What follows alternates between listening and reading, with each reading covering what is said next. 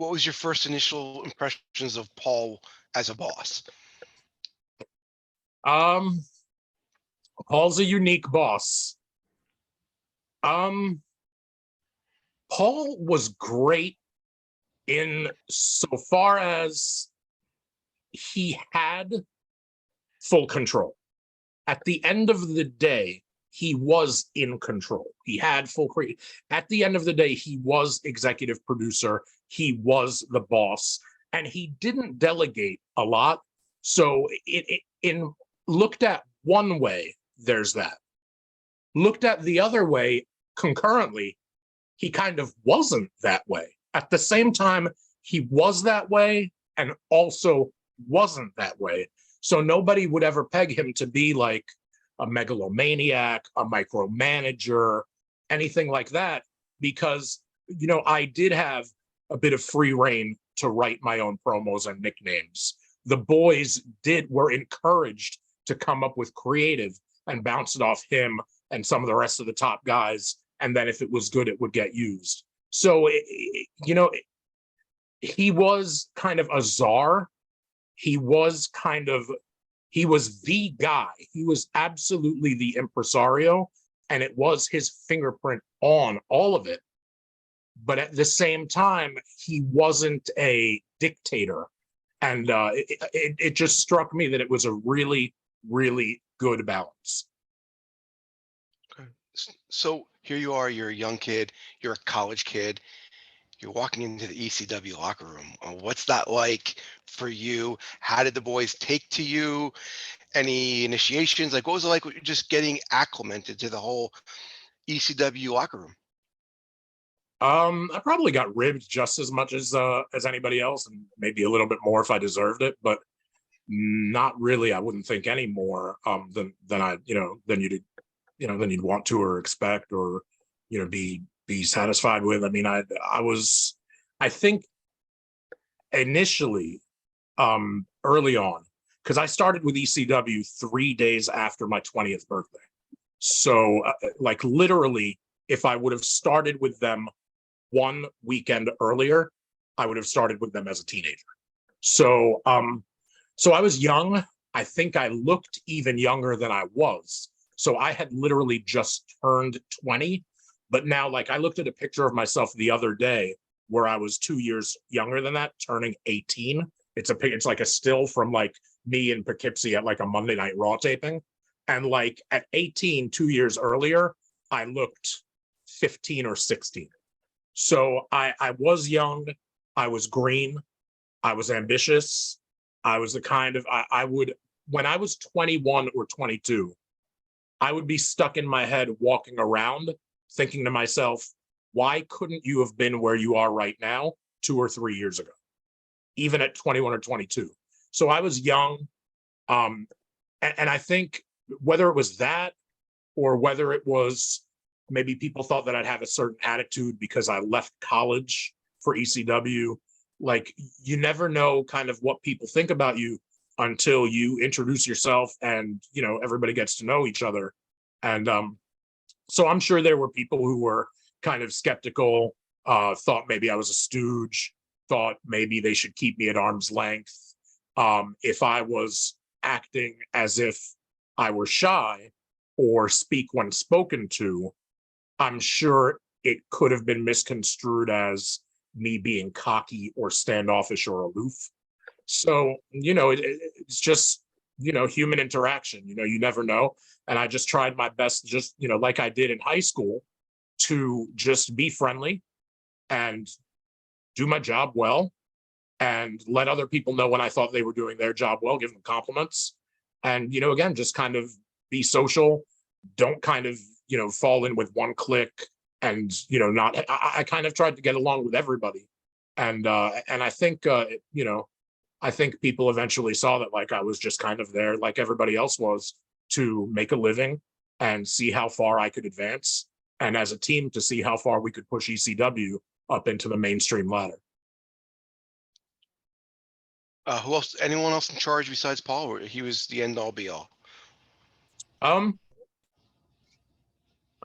Well, there were, so there were guys that admin. They worked in the office, right? There were guys that like, whether it was like t-shirts or whatever, there were kind of guys that had that kind of office job during the week because maybe they lived in Westchester or near Westchester.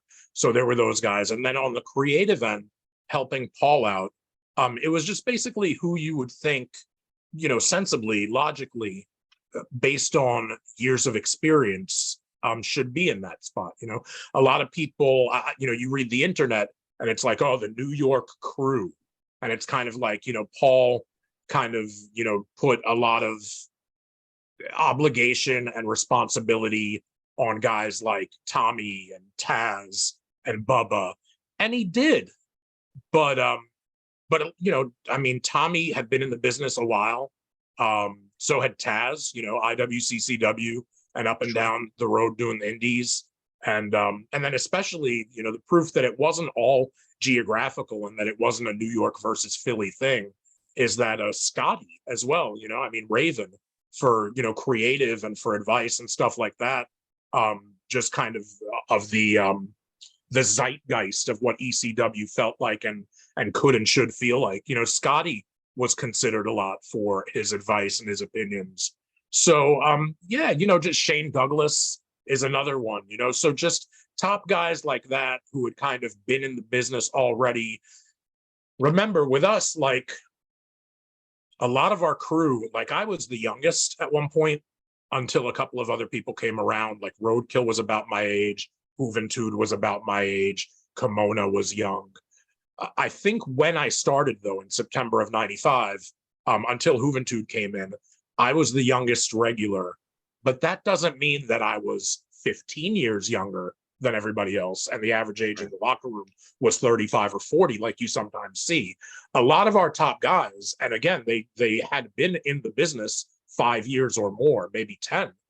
But a lot of the guys were still like mid to late 20s, even late 20s, early 30s. You know, some of our older guys, some of our veterans were like barely in their mid 30s. You know what I mean? Guys, some of the guys that were like 10, 12 years older than me, you know, you're thinking like Sandman, New Jack, you know, so all these people, Shane Douglas, these people are the ones that are kind of in Paul's ear and the ones that Paul is reaching out to. Because again, in ECW, if you had been in the business by, let's say, the mid 90s, if you had been in the business for 10 years, you were a veteran. For a lot of people, it was their first big break, you know? Okay, so let's plug your stuff. How can people reach you? Promoters want to reach you. Fans want to hear your podcast, your YouTube. Let's hear it. All right. So you can reach me, gosh, I would say my Instagram is Quintessential Stud Muffin. My TikTok is Quintessential Stud Muffin. My Twitter is Stud Muffin Says. I host a podcast called 69-Minute Eargasm. You can find that wherever podcasts are, wherever you're going for all of your other podcasts that you listen to, you can find us there. You can also now find us on YouTube. We have our own YouTube channel. So 69-Minute Eargasm. What else do I have going on? I'm going to be at Legends of Hamburg in early September in Hamburg, Pennsylvania at the Fieldhouse. It's actually September 16th. 2 weeks after that, on September 30th, I'm going to be at 90s Wrestling Con that Tommy Fierro is producing in New Jersey. Yeah, are you going to be there? I help Tommy with all of the events. I can't wait to nice. see you. That's awesome. Yeah. Nice. So yeah, Hamburg in September, Hamburg on the 16th. 90s Wrestling Con in Jersey on the 30th. I do charity resale auctions on my Facebook. So facebook.com/MXW Joel Gertner. It's my main personal page on Facebook. So it's the one that's got, I guess, as close to 5,000 followers as whatever, because that's where the max out is. I say that because like there are a few different pages. But if you can find my main primary Facebook page, and I hype this stuff, you know, once you're kind of, if you can find me on one social media channel, especially two, you're going to find me on all 5, 6, 7, whatever it is. But we do these auctions I'd like to be doing them every, let's say, 2 or 3 weeks. I think effectively I do them closer to about once a month. St. Jude is a frequent beneficiary almost every time. The one that we just did a week or 2 ago, half of the proceeds going to St. Jude, the other half going to Shotzi's sister's GoFundMe. So I'm doing that. Cameo, yeah, I'm on Cameo. So you can find me there, cameo.com/Joel Gertner, Pro Wrestling Tees/Joel Gertner. I've got trading cards, ECW trading cards from Historical Cards and Collectibles.